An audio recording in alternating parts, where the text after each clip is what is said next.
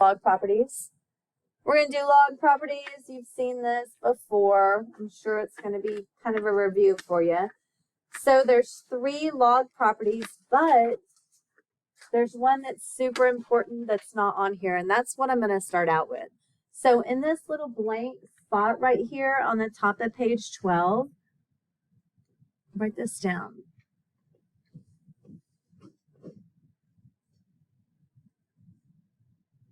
And it is a fractional exponent, a root property.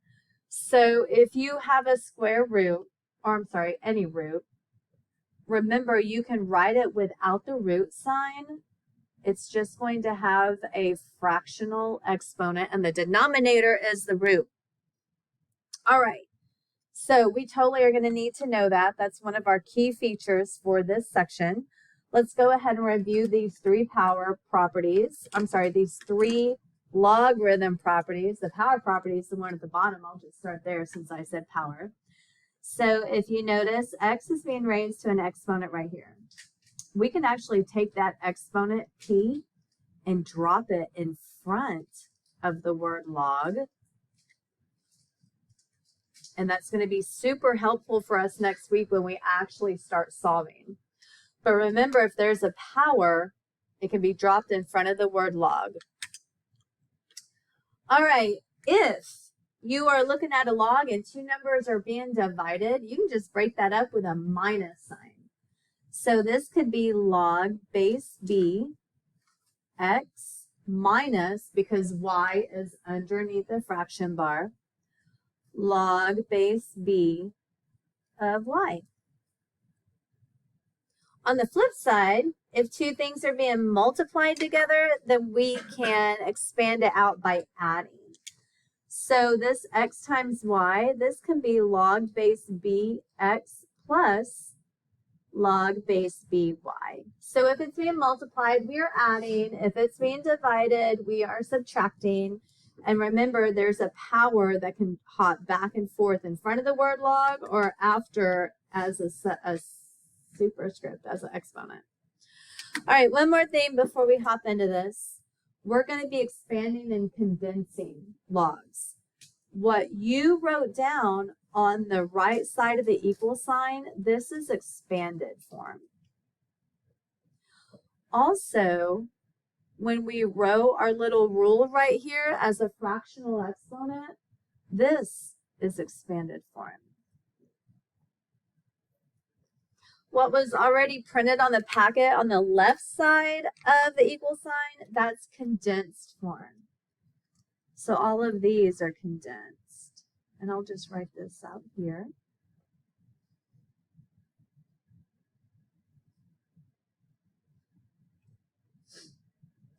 And this is also condensed. Root form is condensed.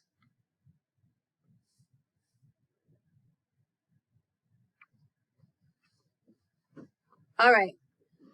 Okay, so let's practice some expanded, let's practice some condensed, and then that's going to wrap it up. Let's go ahead and jump into expanded form here, guys. So if you notice, I have 6 times 11.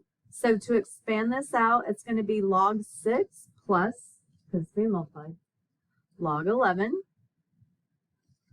And those are common logs. It has a base of 10. Number 2 is kind of like number 1. However, look, you have this little power right here, that 3. So it is going to be log 3 plus, put the power in front. So it's 3 log, then 2.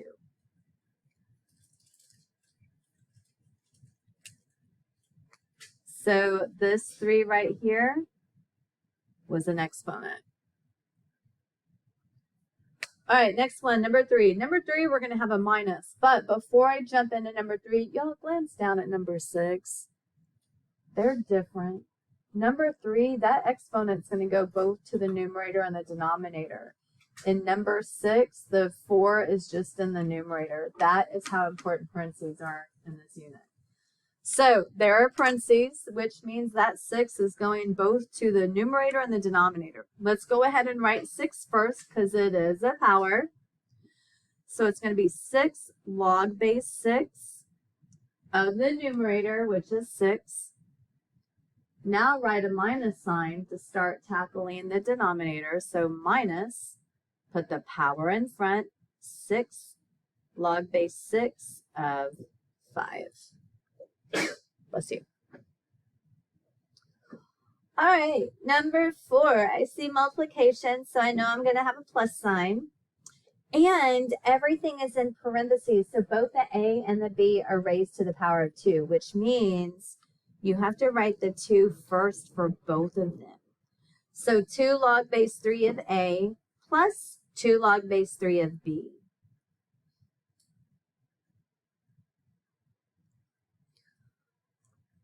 All right, so for number 5 has a root. We're going to knock out that root by writing it as a fractional exponent. So this is going to be ln, open parentheses, close parentheses. Let's drop xyz in there. And all of that is being raised to the 3rd power because it was cube rooted. All right, so we're about to expand this out. X, Y, and Z are all being multiplied, so we're going to have plus signs. But, y'all, this 1/3 is going to go in front of each of the LNs. And we're going to write LN 3 times. So it's going to look like this. 1/3 ln x plus 1/3 ln y plus 1/3 ln z. So that's expanded form for that. Okay, what's next? We're going to have a fraction here. So we're going to have a minus sign. Remember that power, I talked about it a minute ago, that 4 only goes to the letter u. So let's write 4 log u minus log v. So that's how we're going to expand that out. All right, so now we're going to put stuff back together. So things are all spread out. We're going to put it back together. I see a minus sign in number 7. So it's a common log, and it's just going to be 3/8. That's it, just 3/8. Now look, pretty important. If you have a highlighter handy, I would highlight this. Notice how this 3 is dividing the whole entire thing. Notice how the fraction bar extends to the word log. When that is the case, y'all, this is a power. This is a power in disguise. This is the same thing as 1/3 log 6. So when it's dividing the log, it's a power. That's a power in disguise. All right, so if it's a power in disguise, let's put it back where it's supposed to be. So remember, a power is an exponent. And then remember, it's at the top of your paper. Let me go to the top real quick. Remember, if we're condensing, we want to put it back in root form. This is a fractional exponent, so I know it's a root. It's not a whole number. So it's going to be log cube root of 6 to the 1st power, which is just 6.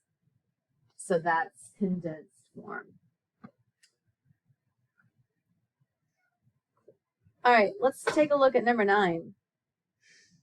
So if you look at number 9, y'all, they have the same power, which means I'm going to use parentheses and put them together. So it's going to be log base 3, open parentheses and drop u and v in there.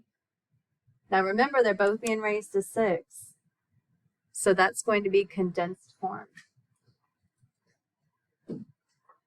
Number 10 is kind of like number 9, but they have different powers, but we're actually going to end up putting them together. Let's go ahead and just put the 20 back with the u. Let's put the 5 back with the v. So write log base 6 and then write u to the 20. And then right next to that, write v to the 5. All right, so I can kind of smash that a little closer together. I can condense it a little more only because, y'all, these are both multiples of 5. If that was like 21 or something, I'd be stuck. But look.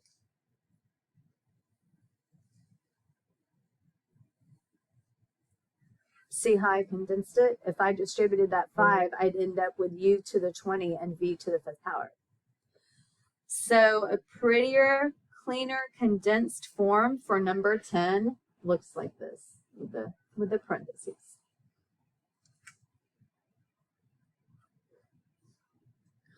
All right, I see a minus sign over here, so I know it's going to be division. Oh, and the 12 is going to have an exponent. It's going to be squared. All right, so here we go. This is log base 6 of 7 over 12 squared. And guys, your numbers to a power, you have to go ahead and multiply that up. So our final answer is going to be log base 6 of 7 over 144. That's the clean answer.